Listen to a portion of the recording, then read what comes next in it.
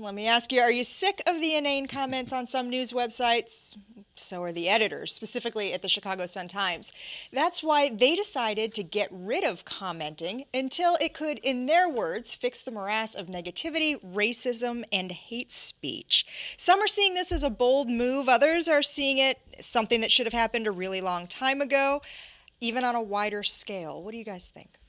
Too much open season going on in comments. I think comments are being, I was getting really philosophical when I thought about this topic because the forum and the open marketplace of ideas and the exchange. When these ideas were being espoused, a couple of hundred years ago, speech was so valued. Mm-hmm. It was like I finally get a chance to use my brain and speak my mind, and there was such a premium put on in the days of Voltaire and Jefferson and so now what we've got is we have this belief that we have this right without responsibility to say what we want to say, wherever we want to, however we think it, without any responsibility or accountability. And I think comments in general need to be reined in and supervised as if it is a kindergarten classroom. I think you're absolutely right. I think what really brings about the problem is the anonymity.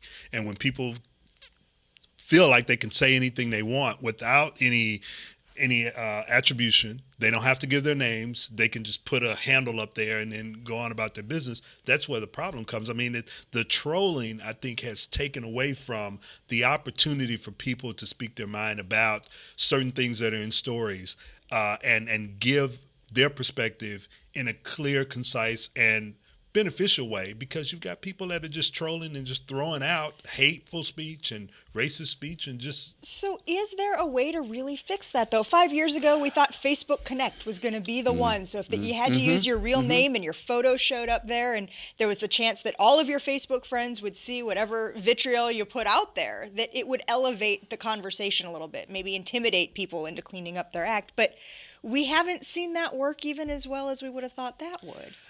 I'm not sure, because once you open up a bottle like that, it's hard to sort of close it down, because all of a sudden people start talking about, well, this is censorship, or you don't really care about what the audience thinks, and those types of things. So, I mean, it could get to the point where you have publications that, as the Sun-Times did, just say, you know what, we're just not going to have any comments anymore. We're just going to put the story out there. If you have a comment, you can write into the editor. You can email the editor. We're going to run it on the editorial page, and the only way we're going to do that is if you give us your name, your and your address, and we can identify who you are. I mean, it could be one of those situations where we go back to the old days. Or there will literally be some sort of supervisor who will be monitoring all of it, and there will be, some sort of database. Resource heavy. I agree with you totally, and so it depends on how wed are you to that sort of two-way street kind of communication.